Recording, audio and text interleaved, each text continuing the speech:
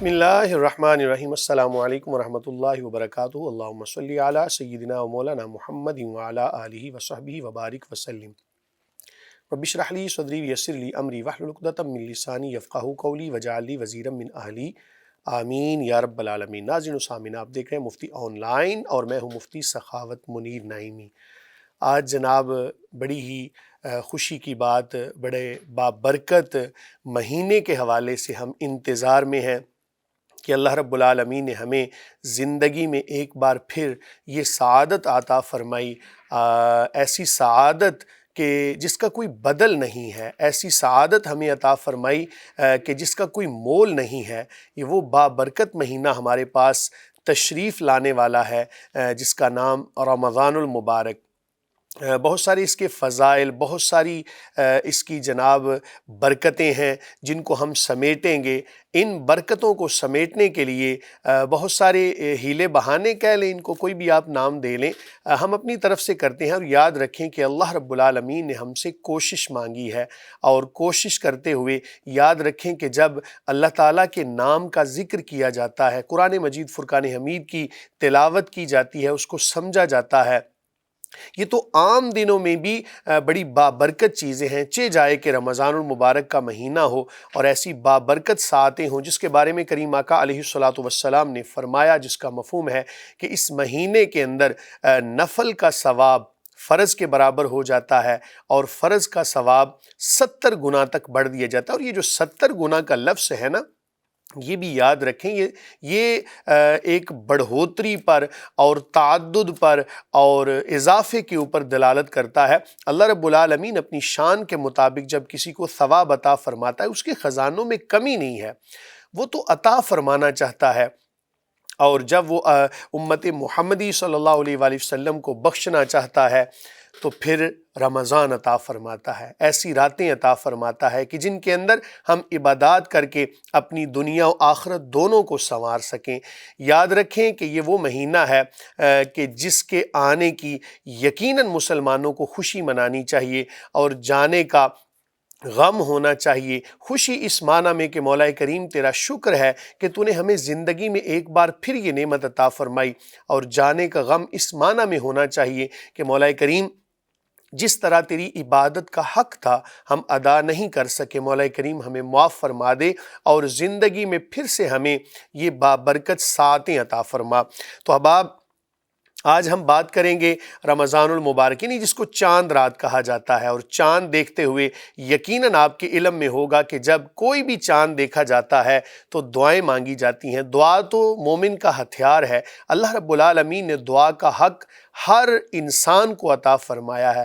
مسلمان ہو، اللہ کی بارگاہ میں ہاتھ پھیلائے، اس کو ملے نہ، ایسا ممکن نہیں ہے۔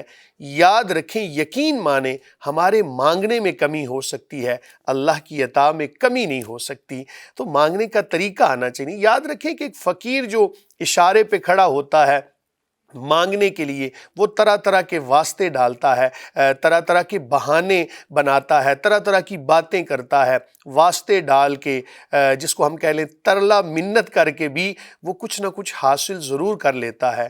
تو جس بارگاہ سے ہم مانگ رہے ہیں، اللہ رب العالمین کی بارگاہ، اس کی عطا میں کمی نہیں ہے، کمی صرف ہمارے مانگنے میں ہوتی ہے۔ اور وہ کمی کیسے ہوتی ہے؟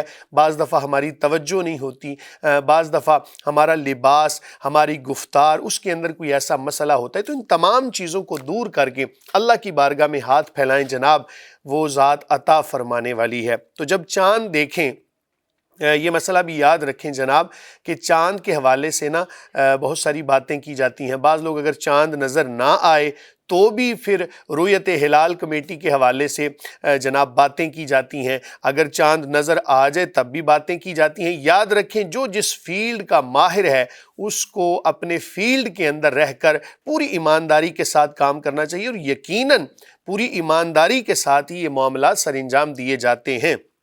یہ بھی مسئلہ ہے کہ ہم چاند کے حوالے سے یا تو شوال المکرم کے اندر چاند دیکھنے کا ایک معاملہ کرتے ہیں خود سے، یا پھر رمضان المبارک، یا اس کے علاوہ چند مہینے اور ہیں۔ بہرحال جو جس فیلڈ کا ماہر ہے وہی اس کے بارے میں بتا سکتا ہے۔ جب آپ چاند دیکھیں جناب تو اللہ کی بارگاہ میں ہاتھ پھیلائیں، ہاتھ نہ بھی پھیلائیں گے تو بھی یہ دعا مانگنا کریم آقا علیہ الصلوۃ والسلام کی سنت ہے۔ وہ دعا کیا ہے؟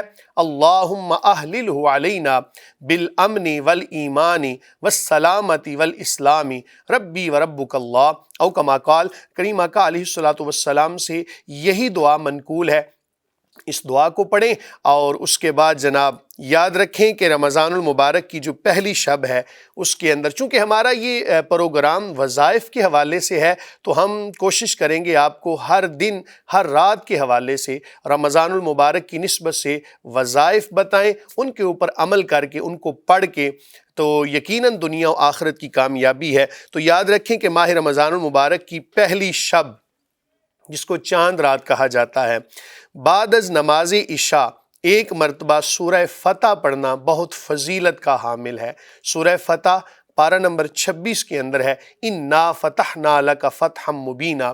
یہ ساری کی ساری صورت، اس کو پڑھنا دنیا و آخرت کے اندر بہت زیادہ کامیابیوں کا سبب ہے۔ اس کے بعد ماہ رمضان المبارک کی پہلی شب بعد از نماز تہجد، یہ بھی ایک بڑی بابرکت بات ہے کہ رمضان المبارک میں ہمیں تہجد پڑھنے کا موقع مل جاتا ہے۔ تو آسمان کی طرف منہ کر کے 12 مرتبہ یہ دعا پڑھنا، لا الہ الا اللہ الحی القیوم القائم علی کل نفس بما کسبت۔ دوبارہ سے سماعت کیجئے، لا الہ الا اللہ الحی القیوم القائم علی کل نفس بما کسبت۔ جہاں پہ بھی آپ سانس توڑیں تو اس وقت اس لفظ کو آپ ساکن کر دیں۔ اگر اس کو آپ مکمل پڑھنا چاہتے ہیں ایک ہی سانس میں تو پھر ایسے پڑھیں گے، لا الہ الا اللہ الحی القیوم القائم علی کل نفس بما کسبت۔ یہ دعا پڑھیں اور یاد رکھیں کہ ان وظائف کے پڑھنے والوں کو بے شمار نعمتیں اللہ تعالیٰ کی طرف سے عطا کی جاتی ہیں۔ اس کے بعد ماہ رمضان المبارک میں روزانہ ہر نماز کے بعد اس دعائے مغفرت کو 3 بار پڑھنا بہت زیادہ فضیلت کا حامل ہے۔ وہ دعا کیا ہے؟ دعائے توبہ اس کو کہہ لیں۔ کسی کو نہیں کچھ آتا تو 5واں کلمہ، لیکن یہ دعا پڑھنا یہ زیادہ فضیلت کا حامل ہے۔ وہ دعا کیا ہے؟ استغفر اللہ العظیم الذی لا الہ الا هو الحی القیوم الیہ توبۃ عبد ظالم لا یملک نفسہ ضرا ولا نفعا ولا موتا ولا حیاتا ولا نشورا۔ اس دعا کو پڑھیں۔ اس کے اندر اللہ رب العالمین کا نام، یوں سمجھیں کہ خالق کائنات نے جس طرح ہمیں مانگنے کا طریقہ بتایا، توبہ بھی ہے اس کے اندر۔ اگر آپ اس کا ترجمہ سماعت کریں تو اس کا ترجمہ ہے، میں اس عظمت والے اللہ سے معافی مانگتا ہوں جس کے سوا کوئی معبود نہیں، اور وہی ہمیشہ ہمیشہ زندہ رہنے والا ہے، اور وہی ساری کائنات کو تھامنے والا۔ میرا اس کی طرف رجوع کرنا اس بندے کی طرح ہے جس نے اپنے آپ پر ظلم کیا، اور اس کا اپنا آپ نہ کسی نقصان کا مالک ہے اور نہ نفع کا اور نہ موت کا مالک اور نہ حیات کا اور نہ ہی موت کے بعد قبروں سے اٹھنے کا۔ اب آپ اندازہ کریں کہ ان الفاظ کے ساتھ جب اللہ تعالیٰ کی حمد و ثنا کی جائے، اس کی بارگاہ میں التجا کی جائے، اس سے مانگا جائے گریہ زاری کے ساتھ، توجہ کے ساتھ، انکساری کے ساتھ، اور ہو بھی پھر مہینہ رمضان المبارک کا، تو پھر کتنا کچھ عطا ہوگا۔ اس لیے اللہ سے مانگیں۔ اس کے بعد رمضان المبارک میں ہر نماز عشاء کے بعد، یہ ہر نماز کے لیے، یعنی جب بھی آپ نماز عشاء پڑھیں، روزانہ 3 مرتبہ کلمہ طیبہ، یہ تو ہر بندے کو آتا ہے، بلکہ بچوں کو بھی بعض دفعہ ہم لوری سنانے کے لیے کلمہ طیبہ کا ورد کرتے ہیں، لا الہ الا اللہ محمد الرسول اللہ۔ اب آپ اندازہ کریں بعض لوگوں کو جب کلمہ پڑھتے ہوئے دیکھتے ہیں نا ہم، تو تلفظ کی غلطی ایسی کر جاتے ہیں کہ جس کی وجہ سے اس کی تاثیر جو ہے نا وہ ختم ہو جاتی ہے۔ تو کوشش کریں کہ تلفظ کے ساتھ، اس لیے میں آپ کو ساتھ ساتھ پڑھ کے بھی بتا دیتا ہوں، اور جو صورتیں مبارکہ صورتیں لمبی ہیں، جس طرح سورہ فتح کا ذکر کیا، وہ آپ خود سے پڑھ لیں، چونکہ اتنا ٹائم کچھ زیادہ نہیں ہوتا، اس وجہ سے بعض دفعہ ہم کسی بات کو شارٹ کٹ کرتے ہیں، اشارہ کر دیتے ہیں، تو اس کی طرف آپ خود سے رجوع کر لیجئے۔ تو جناب ہر نماز کے بعد، یعنی نماز عشاء کے بعد 3 مرتبہ کلمہ طیبہ پڑھنا۔ اس کی فضیلت کیا ہے جناب؟ پہلی مرتبہ پڑھنے سے گناہوں کی مغفرت ہو جائے گی، دوسری مرتبہ پڑھنے سے دوزخ سے آزادی مل جائے گی، اور تیسری مرتبہ پڑھنے سے جنت کا استحقاق ہو جائے گا۔ دیکھیں تھوڑی سی محنت کے بدلے میں کتنا کچھ مل رہا ہے، اور آپ اندازہ کریں کہ جو بندہ ہر نماز عشاء، رمضان المبارک کی ہر نماز عشاء کے بعد، اور یہ حدیث سے بھی اشارہ مل رہا ہے جناب کہ رمضان المبارک کا پہلا عشرہ جو ہے یہ جناب مغفرت رحمت کا ہے، دوسرا عشرہ مغفرت کا ہے، اور تیسرا جہنم سے آزادی کا۔ تو جب بار بار اس کلمہ طیبہ کا ورد کیا جائے تو کتنی فضیلتیں ملیں گی۔ آخر میں یہ بات بھی یاد رکھیں جناب کہ رمضان المبارک کا چاند دیکھ کر، جو کہ ابھی ہم نے دیکھنا ہے، یا کچھ لوگ دیکھ چکے ہوں گے، یا کچھ لوگ ابھی جناب دیکھنے کے در پے ہوں گے، کچھ لوگ ایک دوسرے سے باتیں کر رہے ہوں گے، شبہات کا شکار ہوں گے۔ بہرحال جب بھی رمضان المبارک کا چاند دیکھیں تو آیت کا یہ حصہ 70 مرتبہ پڑھ کر اپنے ہاتھوں پر دم کر لیں اور اپنے چہرے پر پھیر لیں۔ وہ آیت کا حصہ کیا ہے؟ یہ پارہ نمبر 25 میں سورہ شورى کی آیت کا حصہ ہے، وَهُوَ الْوَلِيُّ الْحَمِيدُ، وَهُوَ الْوَلِيُّ الْحَمِيدُ۔ اس کو 70 مرتبہ پڑھ کے کوئی بھی وظیفہ کریں جناب، آپ اول آخر دروشی پڑھ لیں، اپنے ہاتھوں پر دم کریں، اپنے چہرے پر اس کو مل لیں، اپنے چہرے پر پھیر لیں۔ یقیناً اللہ تعالیٰ کے جو اسماء ہیں، اللہ تعالیٰ کے صفاتی نام ہیں، وَلِلَّهِ الْأَسْمَاءُ الْحُسْنَى فَادْعُوهُ بِهَا، تو قرآن کی اس آیت پر عمل کرتے ہوئے اللہ تعالیٰ کو اس کے اچھے اچھے ناموں کے ساتھ پکاریں، اور اسی طرح اپنے ہاتھوں پر دم کر کے جب چہرے پر ملیں گے تو انشاءاللہ العزیز دنیا و آخرت کی بے شمار نعمتیں ملیں گی۔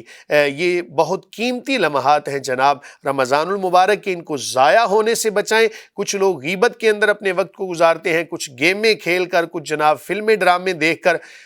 دیکھیں کہ اللہ تعالیٰ نے ہمیں اتنی بابرکت ساعتیں عطا فرمائیں، اور ہم ان کو ضائع کر دیں، کتنی بڑی بدبختی ہوگی، بدقسمتی ہوگی کہ کوئی بندہ جناب ان ساعتوں کو جو اتنی قیمتی ہیں ان کو جناب فضول اوقات کے اندر گزارتا پھرے۔ اللہ تعالیٰ کی بارگاہ میں دعا ہے کہ خالق کائنات ہمیں ڈھیروں ڈھیر رمضان المبارک کی برکتیں عطا فرمائے، اور اس کی ہر ساعت کو اپنے لیے ہم توشہ آخرت سمجھتے ہوئے جناب اس کے اندر محنت کریں، لگن کے ساتھ ذکر خدا کریں، نماز کبھی نہ چھوڑیں۔ اس کے اندر یاد رکھیں کہ اگر اس کے اندر ثواب ہے تو پھر گناہ کرنے کے بدلے میں گناہ بھی ہے۔ اللہ تعالیٰ کی بارگاہ میں دعا ہے کہ خالق کائنات ہمیں قرآن و سنت کے مطابق اپنی زندگیوں کو گزارنے کی توفیق عطا فرمائے، اور تمام وظائف پر ہم سب کو عمل کرنے کی توفیق عطا فرمائے۔ انشاءاللہ اگلے پروگرام میں ملیں گے، تب تک کے لیے اجازت دیجیے، اللہ حافظ۔